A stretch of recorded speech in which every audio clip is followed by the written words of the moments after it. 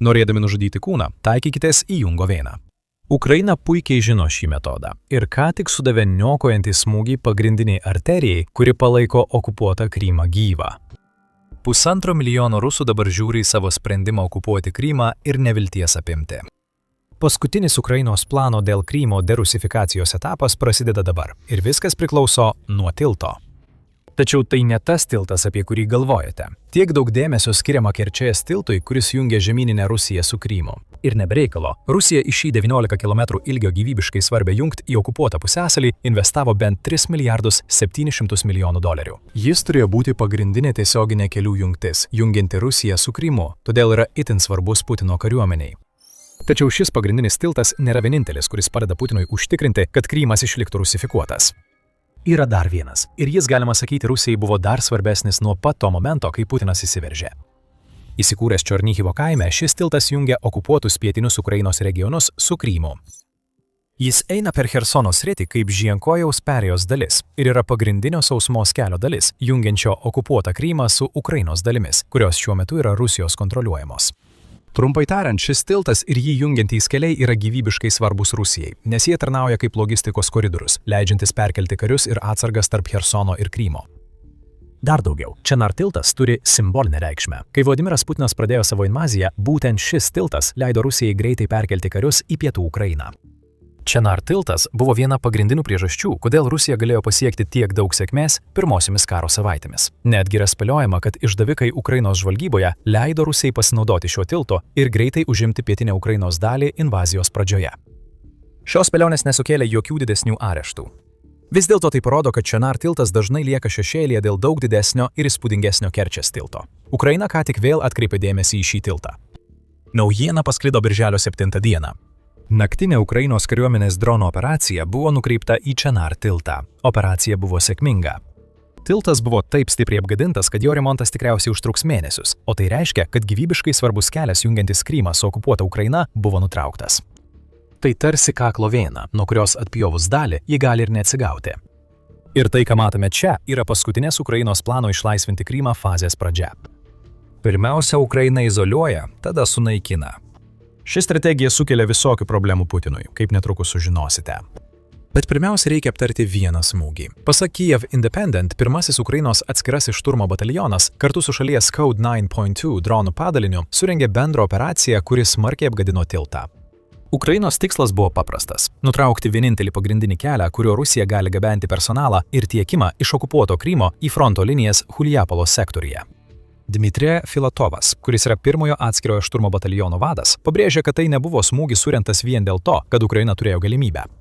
Buvo konkretus tikslas. Tai buvo padaryta būtent tam, kad būtų užblokuoti kuro ir tepalų tiekimo keliai 37-ai motorizuotai šaulių brigadai, pareiškė Filatovas.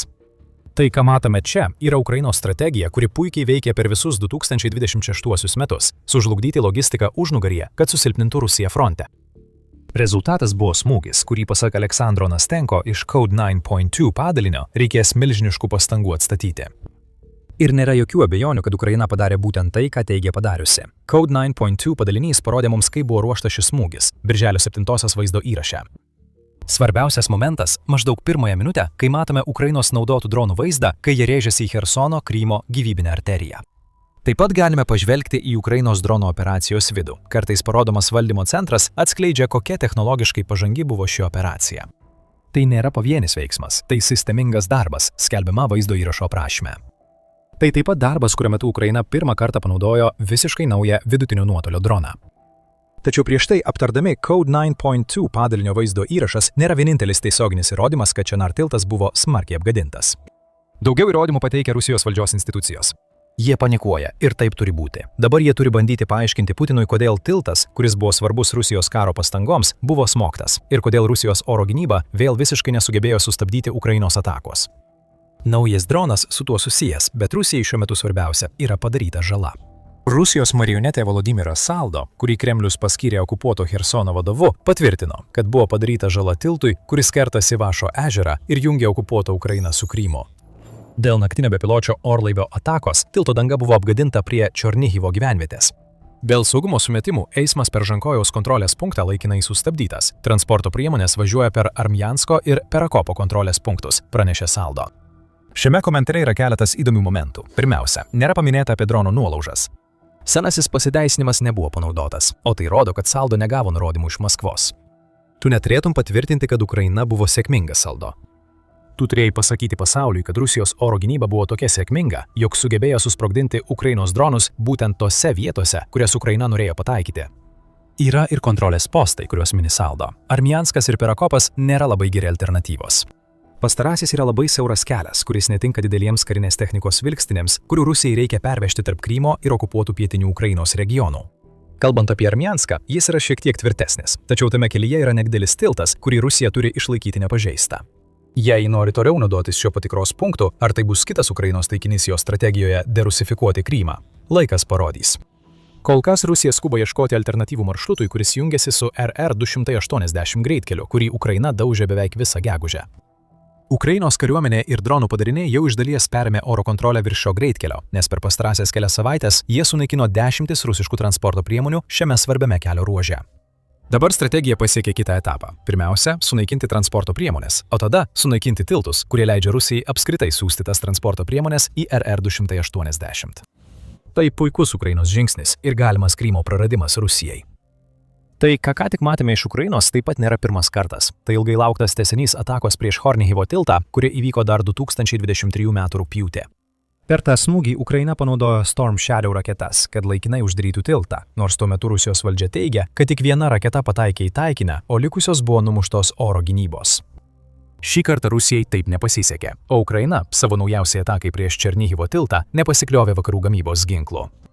Kiekvienas dronas pataikęs į taikinį per Birželio 7-osios ataką buvo pagamintas Ukrainoje, o vienas iš jų buvo dronas, kuris pirmą kartą pasirodė Ukrainos kare. Tas dronas gali tapti lemiamu veiksniu Ukrainai. Bet prieš pradedami aiškintis kodėl, primenu, kad žiūrite The Military Show. Jei gaunate naudingos informacijos iš šio kanalo, būtinai prenumeruokite, kad nepraleistumėte nė vieno vaizdo įrašo. Taigi, į kovą įsitraukė naujas dronas. Kas tai? Pavadinimas pasako viską, ką reikia žinoti apie tai, kodėl Ukrainos ginklas toks pavojingas. Behemoth nusileido. Daugelis šaltinių praneša, kad Ukraina pirmą kartą panaudojo savo naująjį droną kartu su keliais FP dronais, kuriuos pagamino Firepoint. Behemoth yra visiškai naujas. Jis buvo pristatytas tik 2026 m. gegužę, prieš pasirodant pranešimams, ir jo techninės savybės rodo, kad tai įspūdingas papildymas Ukrainos vidutinio nuotolio smūgių arsenalui. Sukurtas Culver Aerospace ir Glafer, Behemoth turi maždaug 300 km smogiamąjį nuotolį ir unikalų dvigubos kovinės galvutės dizainą, leidžiantį taikiniui suduoti dvigubą niokojimo smūgį. Drono priekyje yra didelio sprogstamumo skeveldrinė kovinė galvutė, sverianti 40 kg. Už šios pirmosios galvutės yra antroji. Antroji kovinė galvutė, sverianti 35 kg, yra termobarinė, dar vadinama vakuuminė bomba.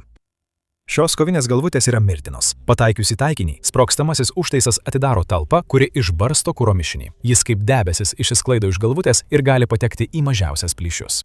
Tada įvyksta antrinis užtaisas, kuris detonuodamas debesį sukuria milžinišką ugnies kamuolį. Sprogimo banga sukuria vakuumą, kuris išsiurbia visą aplinkinį deguonį, todėl galvutė yra pakankamai galinga sunaikinti įrangą ir sugriauti sustiprintus pastatus. Arba šiuo atveju sunaikinti gyvybiškai svarbų tiltą, kurio Rusijai reikia, kad išlaikytų kontrolę Kryme. Behemoth yra toks pat lankstus parenkant taikinius, kaip ir žalingas sprogimo metu. Dronas siūlo įvairius valdymo režimus, įskaitant FPV valdymą, taip pat autonominę ir pusiau autonominę navigaciją, kad užtikrintų, jog pasiektų savo taikinį. Tai taip pat yra žemai skraidantis dronas, todėl oro gynybos sistemoms jį perimti yra nepaprastai sunku. Šios sistemos skenuoja dangų. Behemoth skrenda tiesiai žemiau jų radaro aprėpties, kad smogtų. Dabar mes suprantame, kaip Ukraina sunaikino Černihivo tiltą. Tikėtina, kad FP dronai padarė pradinę žalą, smogdami maždaug 170 kg užtaisu, jei Ukraina išpuoliui naudojo FP-FP2. To galėjo nepakakti tiltui sunaikinti, bet tai būtų padarę žalos ir sukūrė įtrūkimus bei plyšius, kuriuos gali išnaudoti Behemoth. Papildomas termobarinis smūgis būtų buvęs viskas, ko reikėjo, kad tie įtrūkimai virstų didžiulėmis skylėmis, todėl Černihivo tiltas ilgam būtų išvestas iš rikiuotės. Rusijai Černihivo tilto praradimas yra didžiulis smūgis, o jei Ukraina dabar žiūri į Armiansko kelią, kurį Rusija pasirinko kaip alternatyvą, dar vienas tiltas gali greitai sulaukti Behemoth vizito. Lėtai, bet užtikrintai, Ukraina atkerta visus sausumos kelius, kuriais Rusija gali patekti į okupuotą Krymą. Ir gali būti, kad ji ruošiasi dar kartą smogti didžiausiam iš tų kelių. Vaizdo įrašo pradžioje paminėjome Kerčės tiltą. Tam buvo priežastis. Birželio 5 dieną pasirodė žinia, kad Ukraina sunaikino Rusijos pasienio patrulinį laivą, kuris buvo paskirtas saugoti Kerčės tiltą. Svetlia klasės laivas buvo smogtas dieną prieš pasirodant pranešimui ir yra dalis daugiasluoksnio jūrų saugumo tinklo, kurį Rusija sukūrė aplink tiltą. Tas tinklas turėtų stebėti visus jūrų priėjimus. Ukraina ką tik sunaikino jo dalį. Gali būti, kad čia matome, kaip Ukraina ruošiasi finalui. Smūgis Kerčės tiltui po Černihivo tilto sunaikinimo būtų aiški žinia Putinui.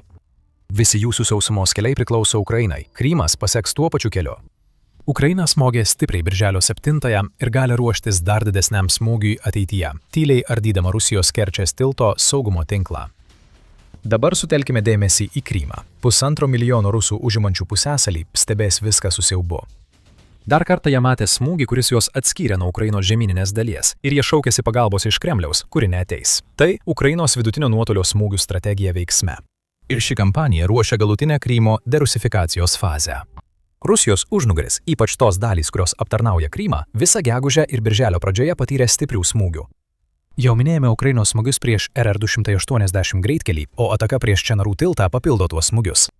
Sausumos koridoriaus nutraukimas buvo vienas pagrindinių nesėkmingos Ukrainos kontrpuolimo 2023 metais tikslų. Dabar taikomas kitoks požiūris. Ukraina dar nesiekia užimti teritorijos. Jis siekia kontrolės, vykdydama asimetrinę kampaniją, kuri labai remiasi naujos kartos vidutinio nuotolio dronais, išgarsėjusiais 2026 metais.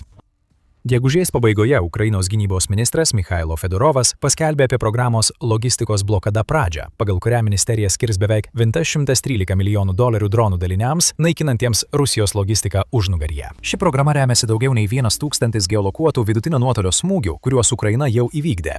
2026 metais praneša New Voice of Ukraine. Ir tai sutampa su kampanija prieš RR280, kuri šį gyvybiškai svarbų sausumos tiltą pavertė pragaro greitkeliu. Tačiau Ukrainos taikinyje yra ne tik RR280 ir tiltai, jungiantis okupuotą Ukrainą su šiuo keliu. Iš esmės viskas, kas tarnauja Rusijos okupacijai Kryme, yra naujųjų Ukrainos dronų taikinyje. Bet kas stebėjo, kaip Ukraina vykdo smūgius, jau galėjo nuspėti, kad Čenaro tilto sunaikinimas nebuvo vienintelis šalies tikslas birželio 7-ąją. Ta pačia diena Ukrainos specialiųjų operacijų pajėgos surengė niokojančią smūgių seriją prieš Rusijos naftos infrastruktūrą pačiame Kryme. Tiek Semikolodyžanskos naftos bazė, tiek jūrų kuro terminalas Feodosijoje atsidūrė apšaudymo zonoje, kai Ukraina tęsia kampaniją skirtą atimti iš okupuoto Krymo kurą, kuris padeda Putinui išlaikyti kontrolę. Atimkite kurą ir atimsite 1,5 milijono okupantų norą likti pusiasalyje. Tai, ką matome čia, yra daugiasluoksnė vidutinio nuotolio strategija, kuris smaugia Rusiją kiekviename žingsnyje. Atakodama Čenaros tiltą, Ukraina nutraukė Rusijos tiekimo ir karių siuntimą pačiame šaltinyje. Atakos prieš RR280 greitkelį paralyžiuoja transporto priemonės, kurias Rusija siunčia į Krymą ir iš jo. O atakuodama naftos saugyklas ir terminalus pačioje Kryme, Ukraina sunaikina jau pusiasalyje esamas degalų atsargas, taip dar labiau didindama problemas, kurias sukelia smūgiai okupuotoje Ukrainoje. Krymo likimas jau aiškus. Ukraina pereina prie galutinės savo derusifikacijos strategijos fazės, o Rusija atrodo nieko negali dėl to padaryti. Vidutinio nuotolio kampanija leidžia visą tai gyvendinti. Tokie dronai kaip Behemoth dar prieš metus Ukrainos arsenale paprasčiausiai neegzistavo. Dabar tie dronai riboja Rusijos galimybės vykdyti operacinius manevrus fronte, nes jie naikina vadavietės, logistiką ir karių susibūrimus užnugaryje. Krymui, kuris nėra fronte, situacija yra kitokia. Pusiasalis turėjo būti saugi vieta, iš kurios Rusija galėtų dislokuoti karius ir siųsti įrangą į okupuotus Ukrainos regionus. Ukrainos dronams tampant galingesniems ir pasiekiantiems didesnį atstumą, ta saugi vieta virto pragaru. Krymas yra tiesiogiai puolamas ir jaučia logistikos blokados programos, kuri užsmaugia pusiasalio kuro tiekimą poveikį. Kuro trūkumas yra didžiulis. Nuo gegužės pabaigos Sevastopolio uostamiestyje vairuotojai gali įsigyti tik 20 litrų kuro vienam automobiliui, o kuro talpyklų pildymas visiškai uždraustas. Iš Krymo pasirodo vaizdai, kuriuose matyti eilės, besitęsiančios kiek tik akys mato, o kartu plinta ir nuotraukos degančių kuro sunkvežimių, kurie turėjo aprūpinti pusiasalį. Visose Krymo degalinėse dabar visiškai baigėsi kuras. Ukraina sugrąžina karą 1,5 milijono okupantų, kuriuos Vladimiras Putinas įkėlė į pusiasalį. Tačiau Krymo strategija yra kur kas platesnė nei tik tai. Izoliacija yra tikslas. Eilės Krymo degalinėse yra akivaizdžiausias šios izoliacijos požymis. Ukraina nutraukia kuro tiekimą, bet taip pat griauna ir Krymo gynybą, kurią pastatė Putinas. Smūgių prieš pusiasalį kampanija buvo sukurta tam, kad Putino padėtis Kryme taptų nebeišlaikoma. Strateginiu požiūriu Krymas Rusijai pamažu tampa nenaudingas kaip karinis resursas. Taip, bepiločių orlaivių komandos vis dar gali rengti atakas prieš Ukrainos miestus iš pusiasalio. Tačiau Juodosios jūros laivynas buvo atitrauktas, o Ukraina dabar atkerta logistikos kelius tarp Krymo ir okupuotų teritorijų.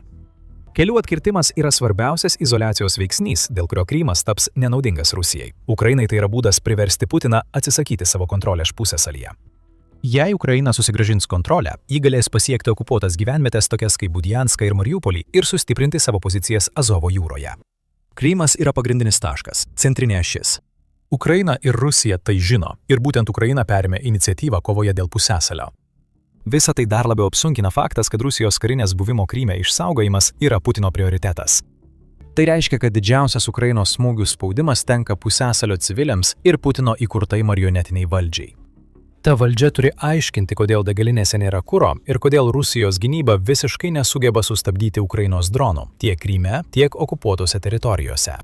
Dabar matome, kaip Ukraina paverčia vieną iš didžiausių Putino turtų našta, kurios jis nebegali sau leisti išlaikyti.